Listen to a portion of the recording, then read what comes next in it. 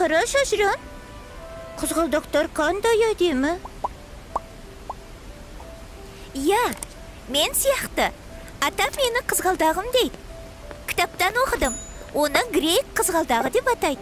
Әне, Шымкент қаласының төл белгісінде де сол қызғалдақ бейнеленген. Ол не? Грек қызғалдағы? Қазақша неге атамаған? Білмейді екен Маржан. Құмыра ата, сіз не айтасыз? Бұл шетелдің Грейт деген кісінің атымен аталып кеткен.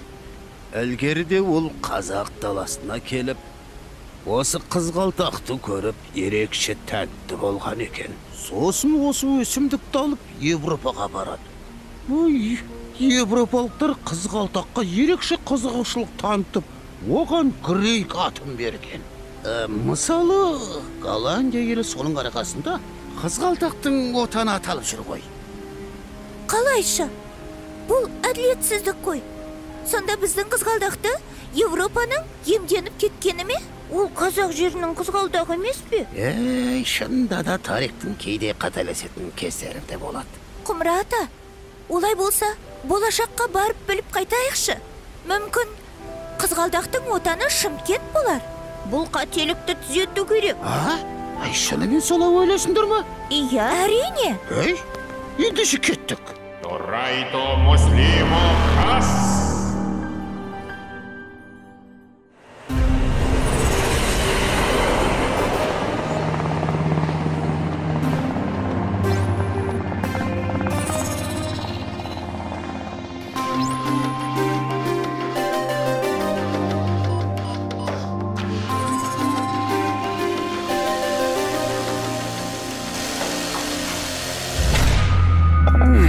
Міне келіп те қалдық. Аружан, қарашы қандай керемет. Расында да ғажап қалай екен. Мәссаған, мынау шынымен Шымкент пе? Ғажайып әлемде жүргендеймін.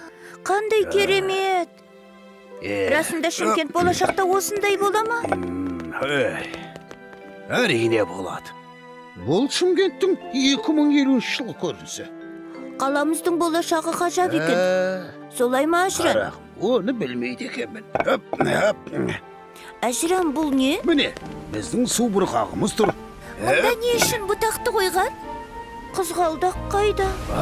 Расында қайда кеткен? Мен де түсінбей тұрмын. Мұнаны пайдаланып көрейікші. Қолымды мұнда қойып көрейін. Шымкент қаласына қош келіңіздер.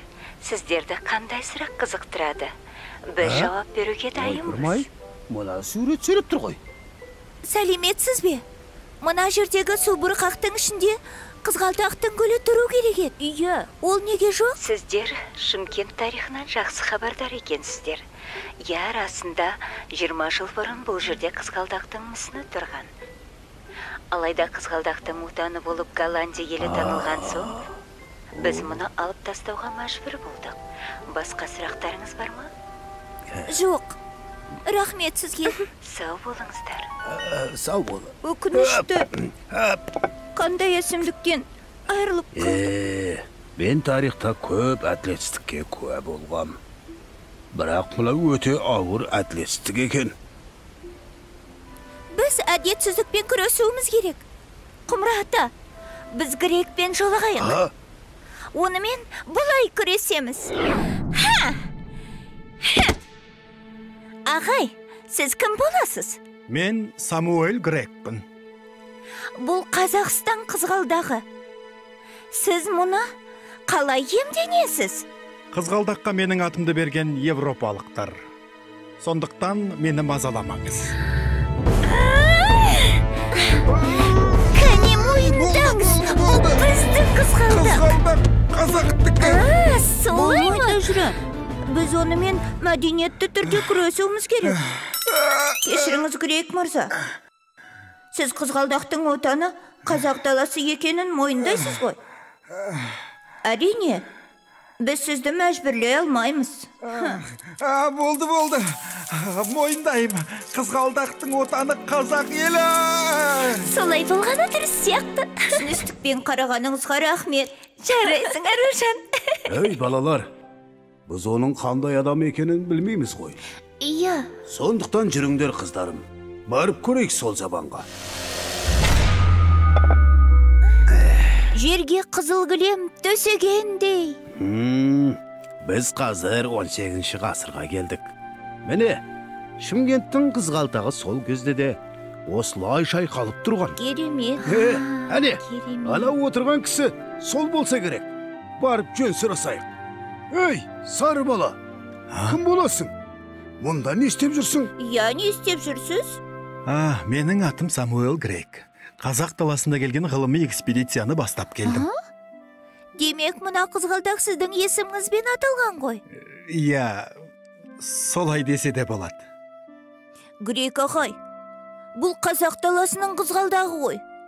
Ол не үшін сіздің атыңызбен аталады? Қызғалдақтың отаны неге Голландия болып танылады? Бұл әділетсіздік емес пе? Иә, жауап беріңіз. Негізі менің кінәм жоқ. Мен бар болғаны осы қызғалдақтарды көріп, қатты ғашық болдым. Сосын оны Петербурға, содан кейін Европаға апардым. Ондағылар да бұл өсімдікті көріп, тәнті болды. Сөйтіп, европалықтар бұл қызғалдақты менің атыммен Грейк деп атай салды. Әйтпесе, менің оған түк қатысым жоқ. Голландиялықтар бұл қызғалдақты менен алған. Бұл әділетсіздік қой. Енді біздің қызғалдақты европалықтар иемденіп кетті. Иә. Мен сендерді түсінемін. Үлкен қателік кетіпті. Ендеше бұлай істейік. Қазір. Не істемекші өзі? Білмеймін. Мен қазақ жеріне ғылыми экспедицияны бастап келген Самуэль Грейк деген азаматпын. Менің атыммен аталған гүлдің қазақтың қызғалдағы екенін растаймын. Сондықтан қызғалдақтың отаны қазақ елі болу керек. Бәсі сөйтсеңші. Келешекте бұл кемшіліктің түзелуін қалаймын. Бәрекелді. Міне, астына қолтаңбамды қойдым. Түсінгеніңізге рахмет, Грейк ағай. Сендер өжет әрі елдеріңнің нағыз патриоттар екенсіңдер. Сендердей жеткіншегі бар қазақ елінің болашағы жарқын. Ал, қыздар, енді мені іздеп жатқан болар. Экспедицияма барып қосылайын. Сау болыңдар. Сау болың, жолыңыз болсын, Грейк аға. Сау бол, сары бала. Көрдіңдер ғой. Өзі кішіпейіл екен. Иә.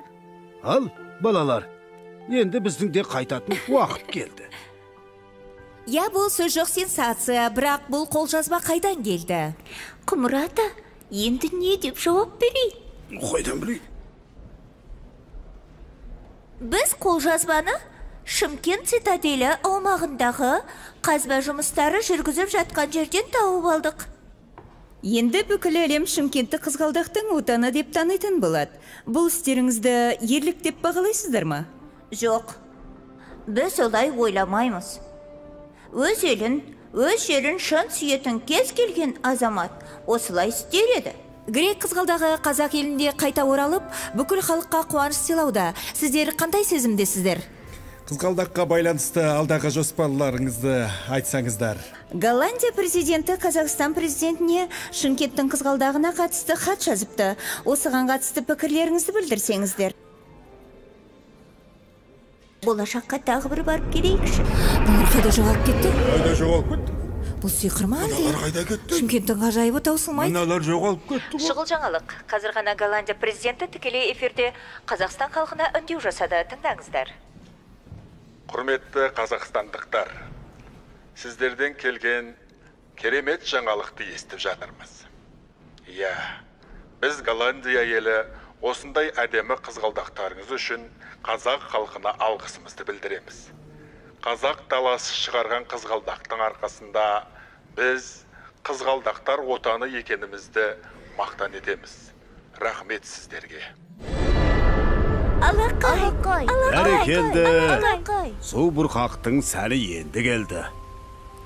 білесің бе Аружан, менің ішімде мақтаныш сезімі оянғандай. Өйткені бүкіл әлем тамсанып, қызығып, қарайтын қызғалдақтың қазақ даласының қызғалдағы екенін дәлелдедік.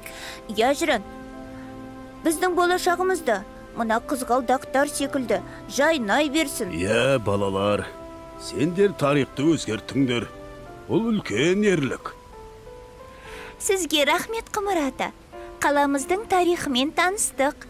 Терең бойлап, болашағына да сапар шектік. Мен шым қаламды, қазақ елімді мақтан етем. Ай, бәрекелді қыздарым.